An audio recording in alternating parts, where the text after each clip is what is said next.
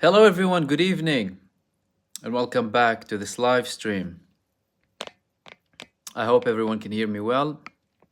Before we continue and get to the subject for tonight, or subjects that I want to speak about, I hope everyone can hear me well.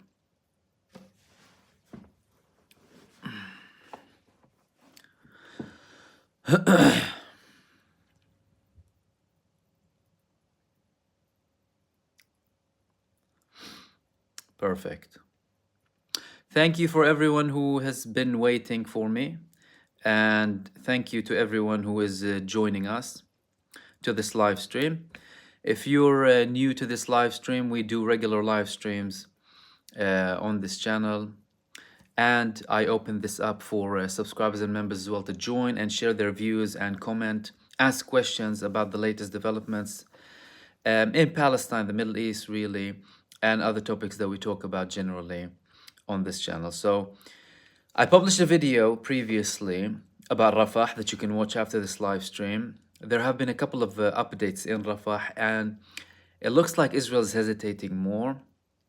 Hopefully that would be the case and they cancel this whole genocide thing, because clearly they're still getting a backing. They're still getting a backing from the Zionist puppets in the United States and in Britain. So the US vetoed a ceasefire proposal.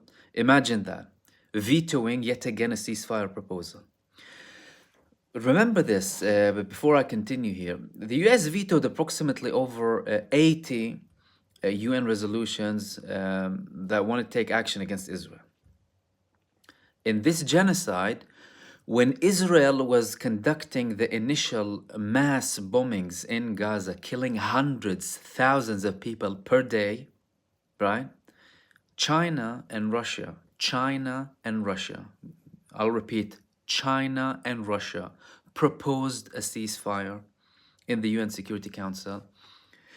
Britain, the United States, France, and a couple of other countries rejected. That's in the beginning. These people are complicit in genocide. These are war criminals, genocidal, barbaric maniacs. This is what they are. Now, you're 4.5 months in, almost 5 months into this genocide. You've seen what they've done in Gaza. You've seen the punishment of the civilians. You've seen 28,000 bodies of civilians. You've seen 70,000 people wounded. 13,000 children approximately we're at now. The vast majority of civilians are women and children, not to undermine the killing of men, okay? And destroying 60% of the houses, cutting off water, cutting food, bombing wheat factories, bombing any water lifeline, electricity, gas, everything. And now they're using starvation as a tool for war. Starvation as a tool for war. Children are dying in Gaza. Over 6 children reported killed in the northern part of Gaza. And it's other parts as well, but the north is catastrophic. You see people, so they didn't have aid trucks. Israel is obviously banning aid trucks from going to the northern part of Gaza for a very long time now. And finally, yesterday, we've had an aid truck going up north. Firstly, you see people running, right? Mostly men running to get fortified flour, imagine that, to feed their families. Children, infants who haven't eaten in a week. They're eating leaves from the trees, right? Drinking water and eating leaves, whatever water they have, okay? They're running to grab bags of fortified flour, getting killed on the way. Israel is killing them while they're going. Some of them are dying dead in the streets. Some of them are able to get the bags of flour. Others aren't. They're not fortunate enough to get it. So children dying of starvation, an already diabolical situation. Most of the people are living in tents. Have you ever lived in a tent in the winter? Go and try, please. Go out now and go live in a tent and see how that feels like. Bombing 24/7. Did you ever listen to bombings when you were about to sleep or during the day? You haven't. None of you probably have, right? These people are detached from reality, and they're still vetoing all of that. Despite all of that, they're still vetoing a ceasefire. Now, there was an argument, and many people, started to talk in the beginning of this genocide. Who supports who exactly? Like, who controls who, right? There's the theory that Israel controls America. There's a theory that Israel controls Britain, And then you had the counter argument of, hold on a second, look, America's a bigger country, Israel is their state. Clearly, what we're seeing now is that Israel controls them. The Zionist regime, the genocidal satanic death cult ruling Israel, is controlling the little puppets here in Britain and the little puppets in the US and the little puppets all across the world. So it's no longer just a Palestinian problem, I'm afraid. It's the British people's problem. It's the US people's problem. It's everyone supporting this barbaric genocide. It's all of these populations' problem. You're talking about a global network of tyranny and genocide. I mean, we've seen the humanity and democracy from the US government in Iraq, Afghanistan, and Latin America, and Vietnam. We already know that they have a rich history in this. We've seen the British Empire and the previous enslavement and mass genocides. But we thought, you know what? Okay, things move on. Maybe things change here and there. Clearly, that's not the case. This isn't the case. The people we have in power in Britain, in the US, in every country that supports this maniac, lunatic, genocidal death cult, they're just as complicit, really. And they're a problem. There's a massive problem here. It's no longer just a problem for the Palestinian people. And many people are awake to that. But if this sends any message, this continued stubbornness from the US to veto, you arrogantly using its power, unbelievable arrogance, by the way, using its power to veto, it clearly shows that, pressure must continue on these people. We already know that they're controlled by Zionists, but it's not good enough to say, oh yeah, we already know that they're controlled by Zionists, so that's it. No. And to be fair, many people are, to be honest with you, putting a lot of pressure, like Blinken, for example. He has people outside of his house every single day. They should be outside of his house and every freaking senator's house and everyone's house 24/7 up until they stop this genocide. That's from the veto side, okay? So we had to speak about this shameful veto, and it had to be at this level because people's lives, they can't wait on anyone, really. The suffering of the people, no matter how much in denial you want to be, no matter how many apathetic people you have in your country, no matter how many people you brainwash, no matter how many people you scare and fill fear in, right? It doesn't really matter, and this needs to stop. This must stop. In my other video, obviously I spoke about Rafah and the situation in Rafah. Israel's planning apparently is another safe zone, right? As if anyone believes these barbaric, genocidal Satanists in Israel, and when they say a safe zone. But we're having all of that, and today they killed 40 people. 2 massacres in Deir al-Balah, one for the family of Khattab, 20 people they killed. Most of them are children. Residential house again. Obviously they'll tell you Hamas is using something, Hamas is using this, Hamas is using that, and typical lies. But we can't see any progress against the resistance. You've been telling me that you've been going on about this. They want to target Hamas, you want to demolish Hamas for 5.5 months. We're not seeing progress. And the latest thing we had from Al-Qassam brigades, taking down 15 IOF terrorists in Gaza. Other resistance movements in Gaza, taking down these genocidal terrorists, these maniacs. At least those who are still following their country's orders. You know what I mean? Some of them are, not listening. Whether it's for moral or immoral purposes, I couldn't care less really, but you shouldn't listen, you should refuse. If a country asks you to go and commit a genocide, you should refuse. I don't care what army it is, what country it is, it doesn't really matter. But they're having refusals, apparently because they're not having breaks. This Givati brigade, one of the biggest brigades, by the way. And despite all of that, they want to say they want to go on a campaign in Rafah, although they don't have, hardly have anyone to fight in Rafah. They're threatening and being arrogant with Lebanon as well. Are you kidding me? You're being humiliated by people with basic things in Gaza. They're humiliating you. But because they're brave, they'll face you with anything, and you're cowards, you're being humiliated. Dysfunctional army completely. But they're being arrogant and they want this image of victory and they want to show as if we're, gonna get somewhere and we're gonna do something. However, this pressure, there's pressure going on them when it comes to Rafah, and we might see delay because things are happening in the background. I recommend after this live stream you watch the other video that I posted about this.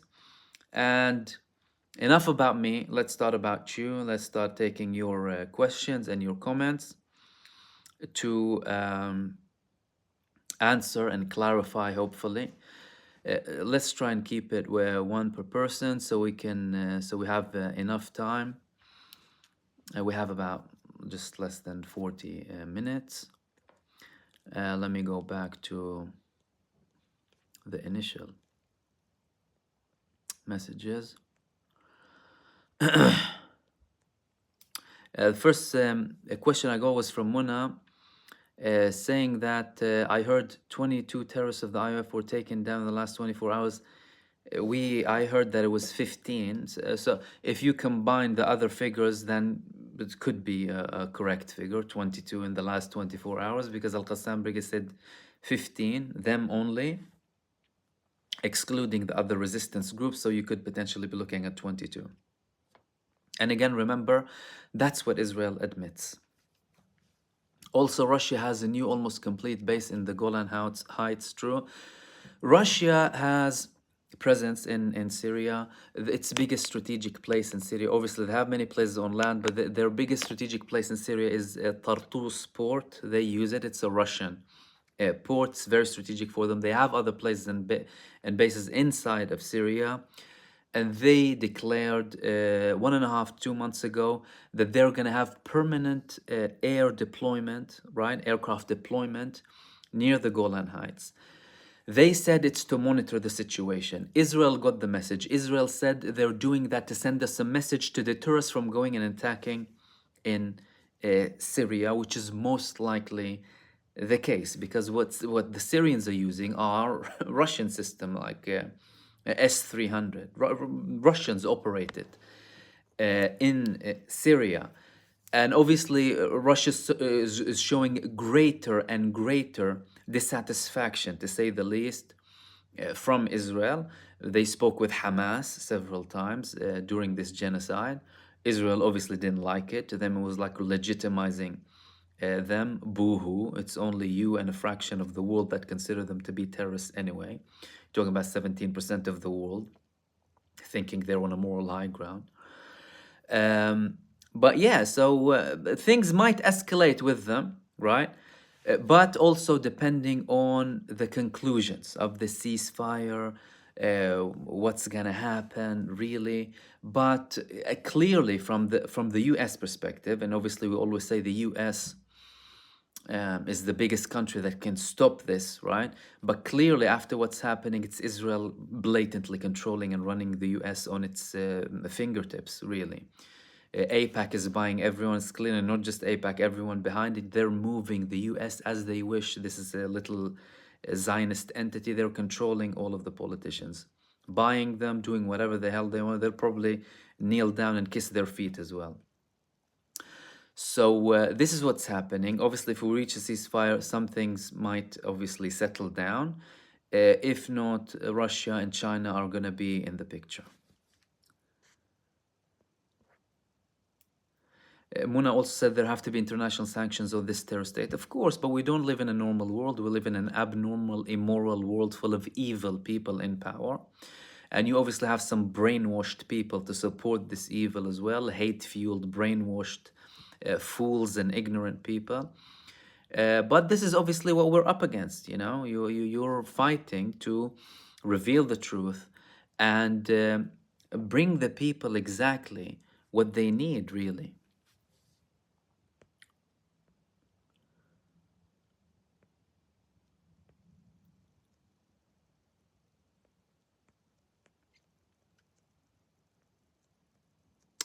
Someone asked me about Jenin. You're right. Jenin had a lot of activity today. Interesting that, you know, Donna said that. Donna Lawson. Jenin, you said heart with Jenin. They had, well, Al Qassam Brigades actually, they took responsibility for a couple of actions against the Israeli offense forces in Jenin, the big terrorist, the terrorists. They had an ambush against them and they targeted them as they were getting into Jenin. Now, usually Al-Qassam brigades don't take responsibility because they have resistance groups in the West Bank formed under different names. The fact that they actually said that could potentially be signaling something to Israel that what we're going in the West Bank, although they don't have that much power in the West Bank as Al-Qassam brigades. Obviously, you have different kind of resistance groups. And we were talking about armed resistance groups. But they continue their, obviously, barbarism in the West Bank too. Some things for no reason. They killed over 400 people in the West Bank since 7th of October. Some of them just sniping, literally, field executions. This is what they've done. Not doing anything, people just walking. They'll execute them, and that's it.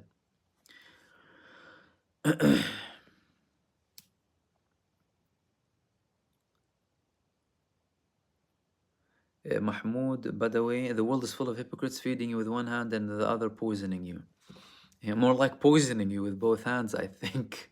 Literally poison here, poison there, especially when it comes to this, right? They talk about these morals and values and everything, and they dare to support this criminal entity, this genocidal entity, regime.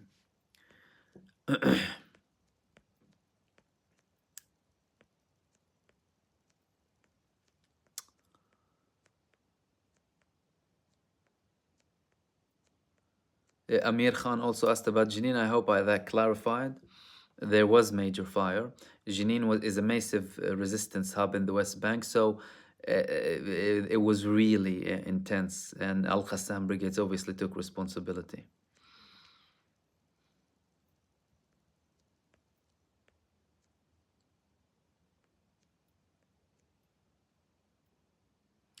Violet is saying that I heard Israel's GDP down 20%. That's a lot. Imports down 42%. Look, lots of economical damage. Or you had the obviously downgrading from Moody's. You had the negative projection, which is even a worse nightmare for Israel. The negative projection. It's not just downgrading them, saying, okay, it's going to be even worse, potentially, right? Because we're not looking like we're going to reach a deal anytime soon. And you have the prospect of getting to a war with Lebanon. People are being put off from investing with them. Some industries in Israel are done. When you talk about, firstly, the Hamas invasion of Israel on the 7th of October, the areas surrounding Gaza, these are very industrial areas to do with agriculture, work, lots of industries, right? they've been down for a while. They couldn't have anyone to work. So they had the reservists then. Okay, the reservists went to the army. Where are the reservists coming from? Tech industries, right? IT, all of these companies, that was shut down. But you have international operations to run it. You have massive companies operating in Israel, big headquarters shut down. The Red Sea is the biggest impact. Why? Obviously, they've shut down their main lifeline from that area, from that region. Most cars come from the Eilat port in Israel, and that's seen over 90% reduction even. So all of these things are awful. You have countries don't want to make business with Israel any longer, whether when it comes to military, all of these things. And it's looking really, really bad. I mean, Netanyahu is telling people the lies that, okay, once we're finished with the war, everything's going to be back up again. People are going to know we're going to win, and they're going to boost our, grading again, rating, Moody's. Although other credit rating companies are on the way to downgrade Israel's position. And you have the negative, again, the negative projection, which is very bad. So they're delusional.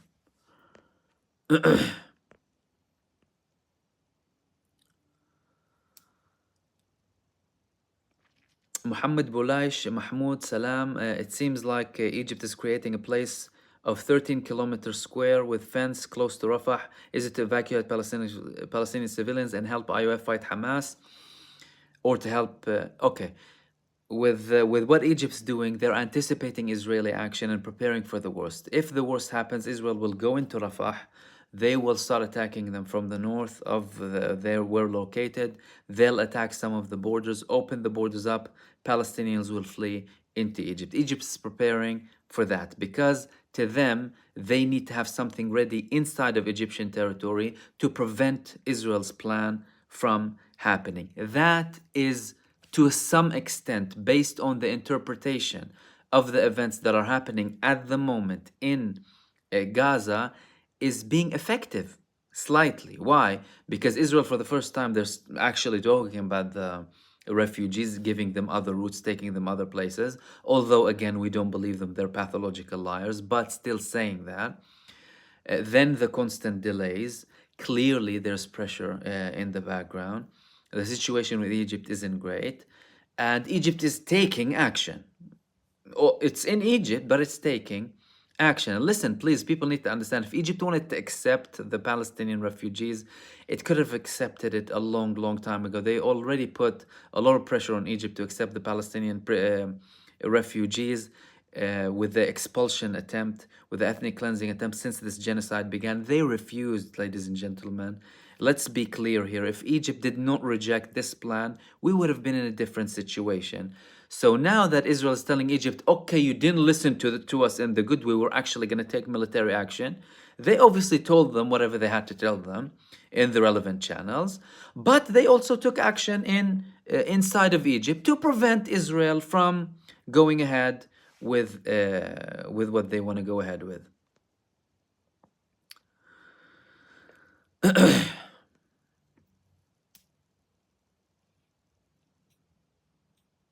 Zach is saying that there is heavy fighting right now in Khan Yunis, the IOF cutting off Rafah from the north.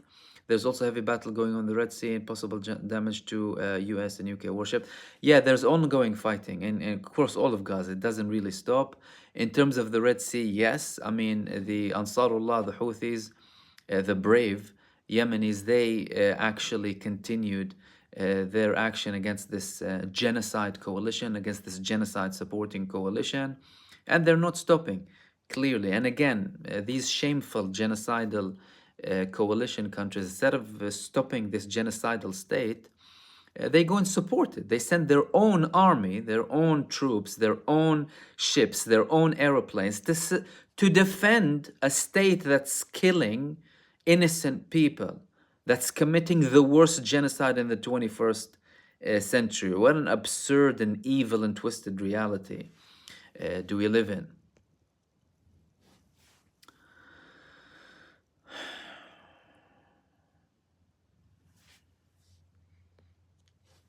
Muslim Revert said, Labor friends of Israel, conservative friends of Israel, we can't win.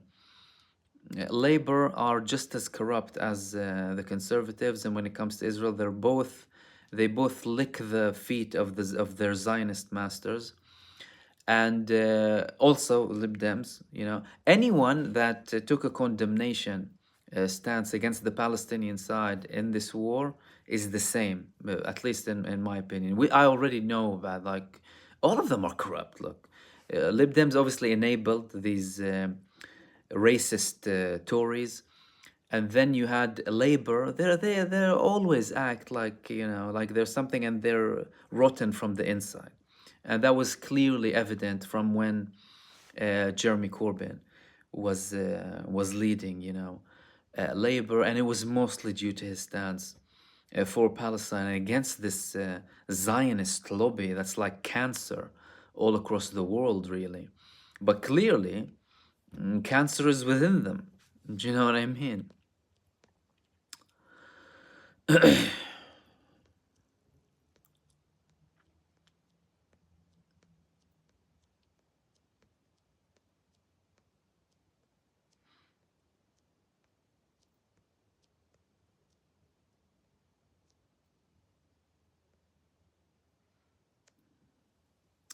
Vivet is saying, greetings, Mahmoud. Thanks for all you do. Please tell me it is true that Hamas is trying to replace Yahya Sinwar, Gaza chief, as reported in the media, as they claim he is missing.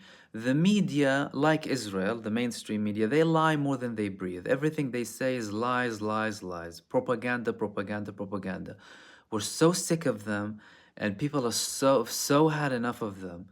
Really, it's just nauseating, to be honest with you. I boycotted mainstream. I'm done with them. Like, if I want to get like a reference about something official or whatever, I'll go to that source directly, listen to him. If I want to listen to Netanyahu, I'll go to his direct source, his either channel or website or whatever. I'll listen to him, right? And see what he has to say, so I can, translate a couple of things, whatever. Do you know what I mean? But there are pathological liars like Israel. And remember the 7th of October. They copied all of Israel's lies and propaganda, and they published it everywhere. The massacre, beheaded babies, raping women, unsubstantiated lies and manipulation and propaganda. They took it, spread it without question. Yet when Israel blew up a hospital, killing over 500 people, they immediately believed them as well when it comes to it's not them. It was the Palestinians, right? Bombing themselves, the Palestinians bombing themselves. And then we saw the fake video, the fake controlled by Zionists. Look, most of this media is controlled by Rupert Murdoch. If you don't know who Rupert Murdoch is, look into him. This guy has brought in so much mess and mass killings. This person has spread so much venom and hate and racism in so many people's minds, and some of them are ignorant enough to not realize what's being done to them. This is what you're facing here with the mainstream media. One person dies in a location that's important for them, they'll highlight it for a century. 28,000 people being killed, massacred on a daily basis, they're not worth mentioning. Why is that? It's because of who they're controlled by and who they work for. That's why. So don't believe them. Don't believe anything they say. As long as the Palestinians haven't confirmed, I'm not believing them, because they're pathological liars and they have no proof. Like Yahya Sinwar's video, you saw him on the back moving with someone. Him, I say him, right? We don't know the date. We don't know if that's him. We don't know if it's fabricated. We don't know when the video was recorded. We don't know nothing. What we do know is when they were in Shifa hospital, and they said Hamas is using that as a base and showing this chart of the supposed fighters taking their prisoners. It says الأحد الاثنين الثلاثاء الأربعاء, right? Sunday, Monday, Tuesday, Wednesday in Arabic. Unless, Hamas called their members Sunday, Monday, Tuesday, Wednesday, and, they started planting weapons next to the MRI scanners, right? Liars, pathological liars, really.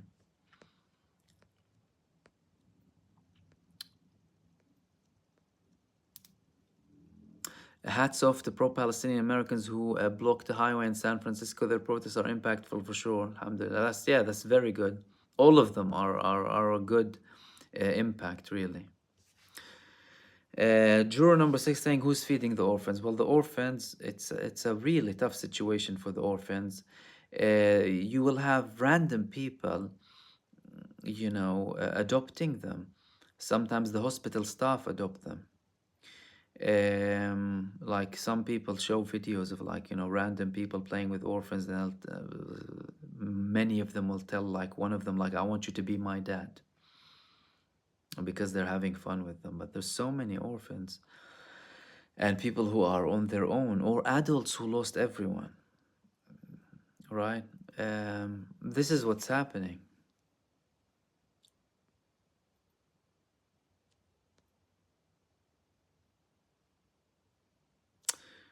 Carla Chapelis, I just learned today that Israel sells weapons after being field tested on Palestine.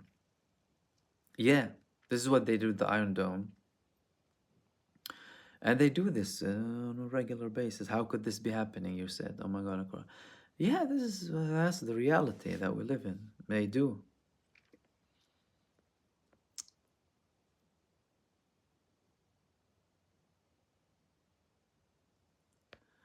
Muna saying, I saw the post of the children collecting flour off the ground. I have experienced the war of 1971 with the bombing from India. It was scary as hell. Yeah, look, all wars are horrible, really.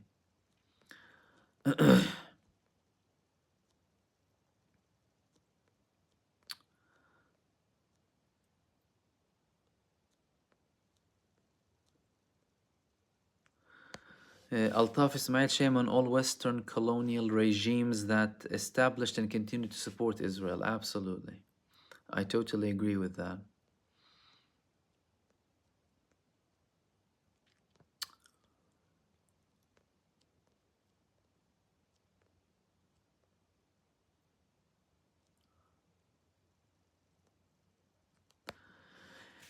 Francis Fitzgerald is having an important input. The military-industrial complex won't allow the war to end. A lot of people make a lot of money off the war. Unfortunately, that is the case. And I mean, the military-industrial complex, something that I wrote about, a chapter in my book about, because they make blood money. These people, and they're interested in having wars, right? But until when? Until when are they going to be enabled and allowed? And it's a vicious, malicious system, by the way. It starts with glamorizing weapons and violence for people from a very young age. All of these movies that you watch, weapons, the army, protecting the heroes, right? And all it's doing is feeding violence into people's heads. Like, how did some of these troops go to war? They play video games. They sit and kill people, killing the baddies, right? And then they go to war and implement it. After the, obviously, the people who send them to war demonize these people, dehumanize them, take any aspect of humanity from them. And then these little ignorant people playing these games and believing them, right? They're going and fighting these wars. That's what's happening. And then they get PTSD and come back addicted to drugs. And then you have epidemics. Perfect for the military-industrial complex and the farm industry. I mean, a standing soldier costs, I don't know, $10,000-$12,000, right? From the helmet to the sensors to the this to the that to the MG to the all of that is money. Where's that money from? From your pocket. That money, they take it from your pocket. They send it to the military-industrial complex. They put this on them, and obviously, then you start talking about the big bucks. That's let alone, by the way, research and development money, that money that you don't see, right? Research and development constantly from the military-industrial complex. But until when? Until when? People need to speak up more about the military-industrial complex, particularly, and how much harm it does. But again, even if you want to talk about it from a reasonable perspective, there's a way out. divert that money towards investment in something beneficial for humanity instead of killing humanity. Unless killing humanity is part of the plan to, I don't know, do space exploration. Projects, feed the hungry, for heaven's sake. How many people are starving in America? I'm talking about Gaza. How many homeless people do you have in San Francisco? We were talking about San Francisco. In the streets of Philadelphia. All right, London, rough sleepers here. And they continue. But it's very important to highlight the military-industrial complex.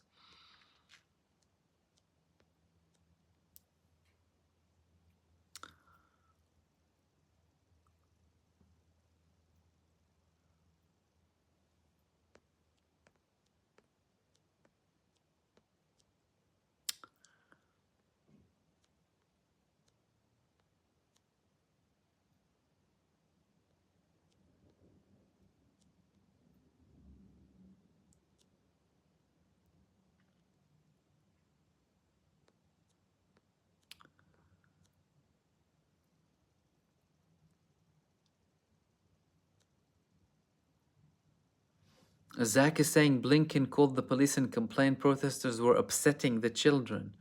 Imagine the lack of morals and self-awareness. Seriously, that is absolutely awful if he did.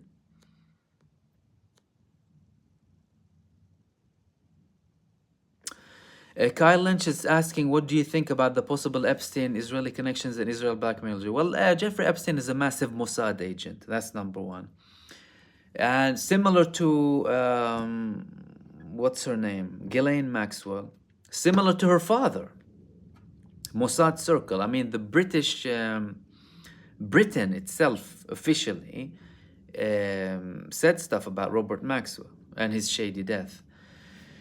They said that this man has connection. He's probably a triple agent back then. I think it was the, I'm not sure if it was the defense ministry in Britain, so I just don't want to misquote it, but it was definitely an official body in Britain saying that about Robert Maxwell. So obviously a Mossad ring, you know, this dark, evil ring, and directly connected to Israel. But obviously with Epstein himself, imagine everything that hasn't been released yet.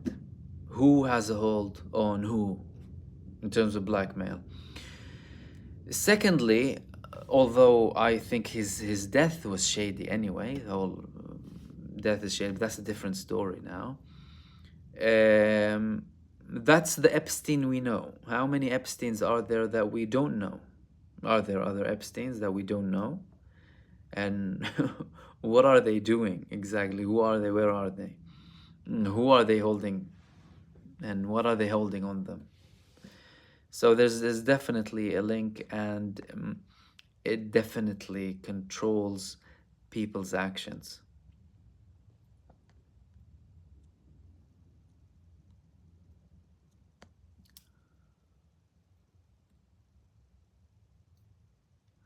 Ryan is saying, I find Israel's actions abhorrent, but I think it's disgusting that you aren't willing to condemn October 7th. Dude, haven't you had enough from this condemning October the 7th, dude? Did you condemn any massacre before asking me to condemn the 7th of October?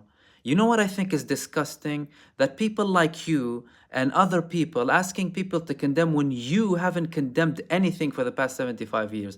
So spare us this comment and moral high ground. Go look at the massacres and then come and tell me. You start condemning these people, then start having a moral high ground asking other people to condemn. And with regards to the innocent lives, we know exactly who killed the innocent people.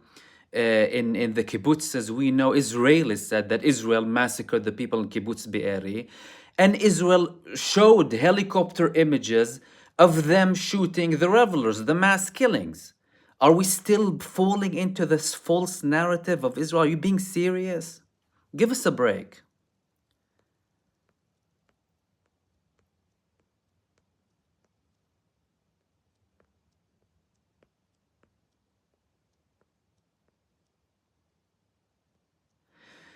Ahmed Amoud is asking, will Israel respond to the month of Ramadan? Do you think Jerusalem and the West Bank will see an explosion?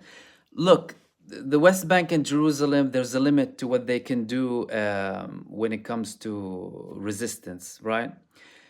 Israel is putting restrictions. The implementation of more restrictions is what could escalate things. Because usually Israel, when they attack Al-Aqsa Mosque, they start the tensions, not other people. When it comes to active people fighting Israel, you're seeing what's happening in the West Bank. It's been ongoing. In Jerusalem, it's less so, unless you're talking about like single people, someone doing something, right? But I don't think it'll be something really, really big if that happens, unless further developments happen on the ground.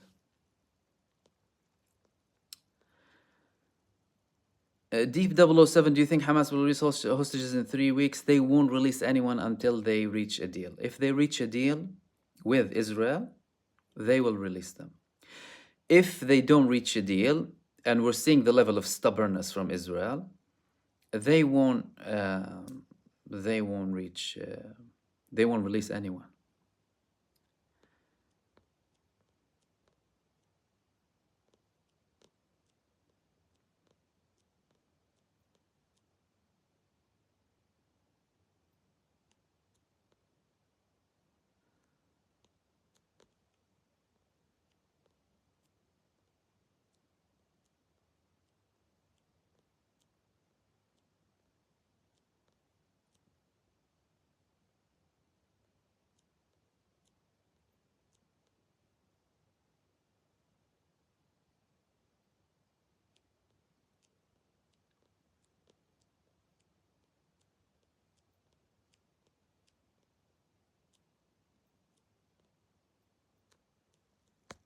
Sticky marks, hi from Brad, respect that. Thank you very much for that. And everyone sending supers. Let's go to the next question.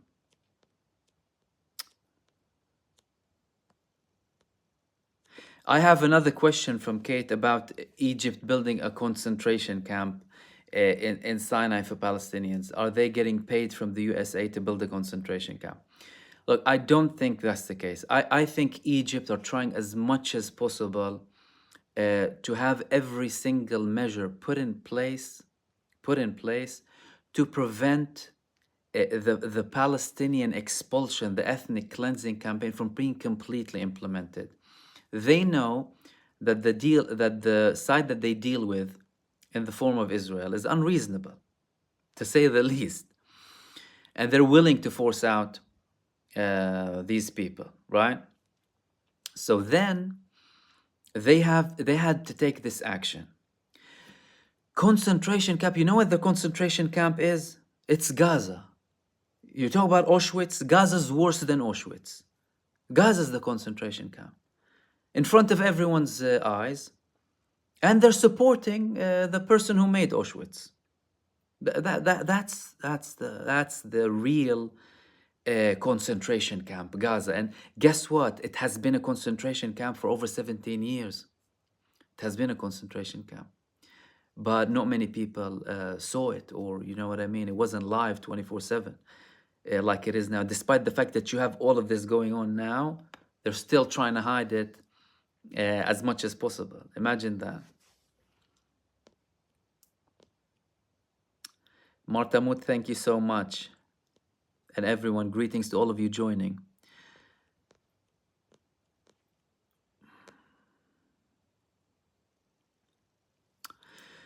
I have another comment about what the mainstream media propaganda is publishing. Simply the Best and Towing Recovery LLC. Is the rumor about Hamas and captives making their way to Egypt through the tunnels have any validity? Again, rumors. Do you know what I mean? We haven't seen any evidence of this happening. Israel constantly posts lies, right? Constantly.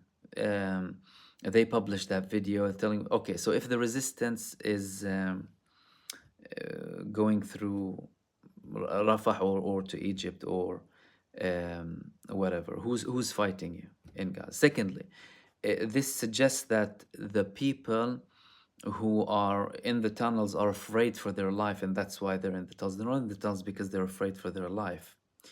They're in the tunnels because they're fighting Israel. They're using it as a technique. Like 15, 16 years ago, Israel had constantly targeted assassinations against resistance movements in Gaza. They'll be, someone will be riding a motorcycle, whatever, shoot him. Anything, right? So they developed this defensive mechanism to, why? To protect themselves. But in terms of like them worrying for their own life or whatever, that's definitely not the case. And I wouldn't believe it unless I see evidence of them leaving. And again, how can you find that? And look at it from, take it from the perspective of the Israeli prisoners in Gaza. Let's say some of them are in tunnels, although many of them were in houses. Let's say some of them are in tunnels, and most of them are probably.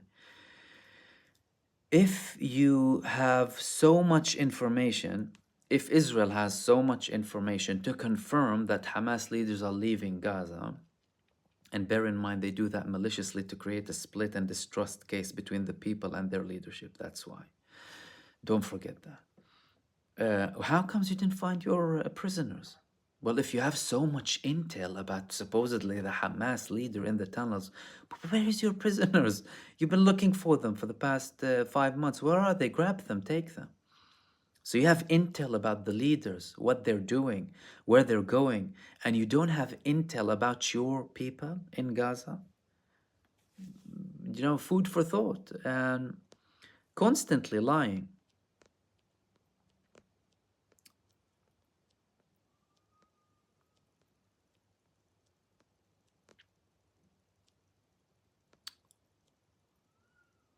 Black Pearl is asking me update about Hezbollah and Lebanon.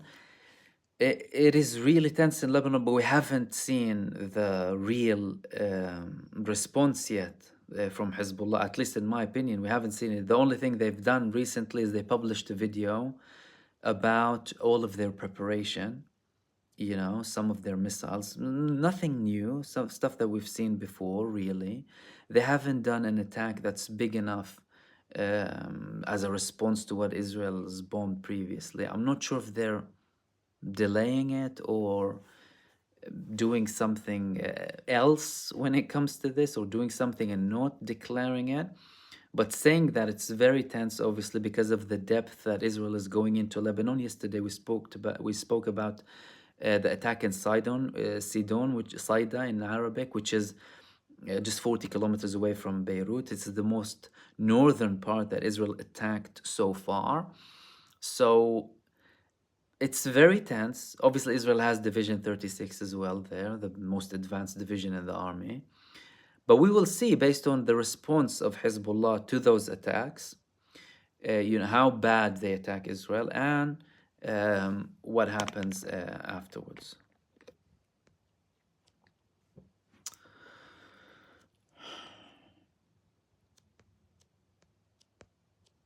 Amir Khan, thank you so much.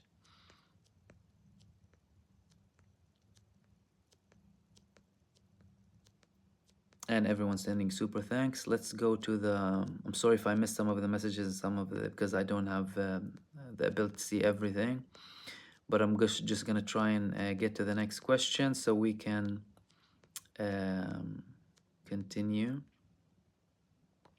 MS Cheeky 007 as well, thank you so much. Okay, so someone is asking me, okay, Ummi is asking, Salam, some people say it's their media talk about Turkey and Egypt joining force to fight Israel. Is that true? Egypt and Turkey, they obviously rebuilding the relationship. It was really bad. They didn't have good ties after the military coup in 2012 or 13. Erdogan was fiercely against it, but they are reconnecting. They had a meeting. Turkey is supplying them with more advanced UAVs and weapons. And what they did was they established a strategic cooperation Council, right? They set that up.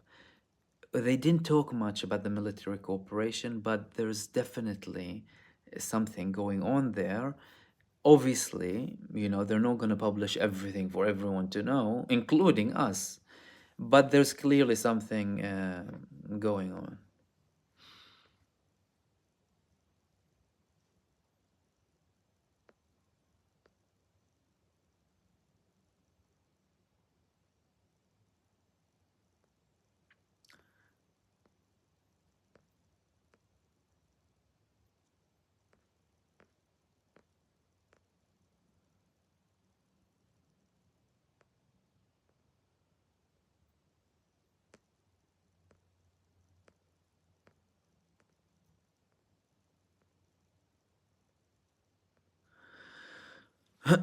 Okay.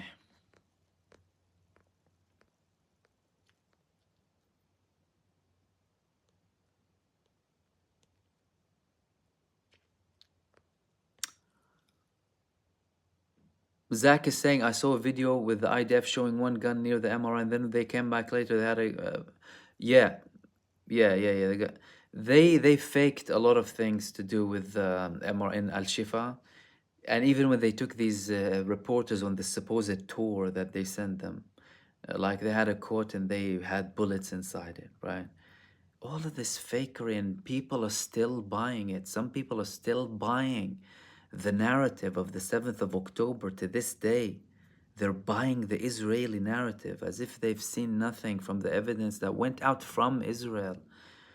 From day one, Israeli witnesses leaving the 7th of October telling you people, civilians dying due to crossfire. Our forces were attacking us. Israel then later published images of their tanks in Kibbutz Be'eri wreaking havoc, shooting at houses. Wherever they think there's hostages, they'll kill them. when Hamas were telling them, we're not here to kill you, right? All of this evidence from the helicopters attacking the revelers. Then you've had the planted evidence in Al Shifa hospital. Then you had that IDF guy acting like he was a Hamas member. And then he put his clothes back on. Why do they do that? They do that because they don't have any significant accomplishments when it comes to the things on the ground. And initially, they had to deflect. They thrive on deception and deflection. Deception, deflection. They don't admit anything. They blame the other party, and they constantly deny everything. It's only the other party. We're the victim. We're the victim. We're the victim. We're the victim. And some people are fooled by it. Marta Moot, thank you so much for your super. Okay, let's go and take a couple of more questions before we wrap up. We just have 8 minutes left.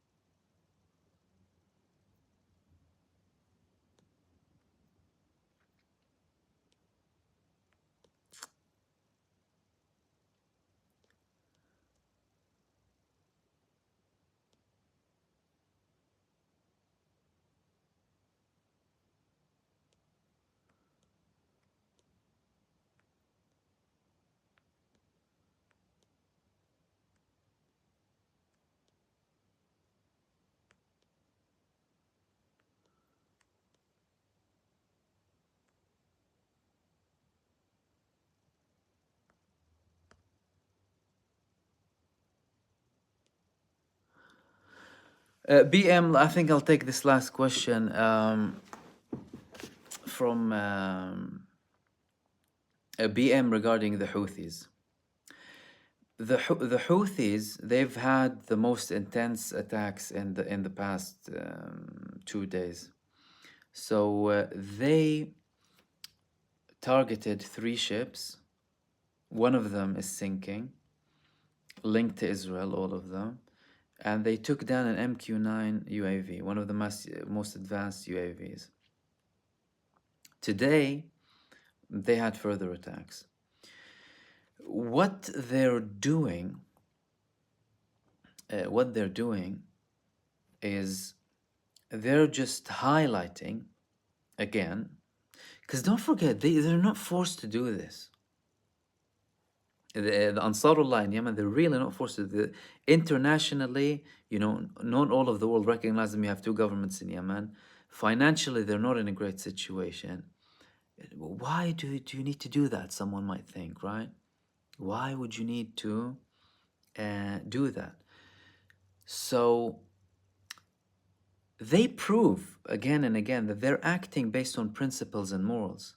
And they constantly repeat with every speech that they make, we are targeting the ships that deal with Israel because we want to make a blockade on this country committing this genocide against our brothers and sisters in Palestine. Noble action, right?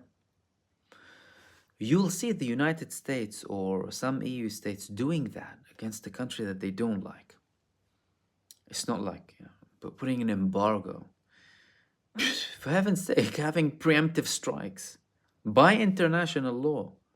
Preemptive strikes is what the US, UK, EU, they've been doing it all out. Preemptive strikes. They went to Iraq based on a massive lie. They went to Afghanistan and Afghanistan didn't do anything for them. But they went, they massacred, they went back, and they're fine. Why? Because they can get away with it, because they can have power. But when the Yemenis want to do it and against an actual genocidal state, no, they don't like it. Why? Because it doesn't suit them. Where's the morals now? Right?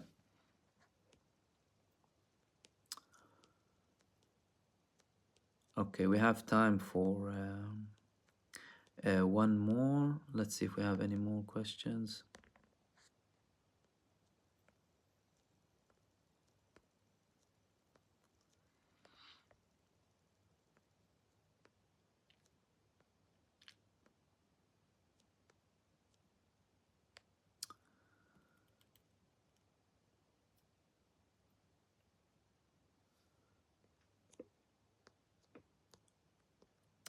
No, that's it. Okay, cool. Thank you everyone for joining me and everyone sharing your views and comments. I really recommend you watch my other video that we spoke about Rafah if you want to know in more detail what's happening over there. I will keep you posted with the next live stream. I'm doing them a little bit earlier, and I'll post it on my community tab for all of you who are regularly watching and contributing. Thank you very much for joining me, and I will hopefully see you soon in the next video. Take care.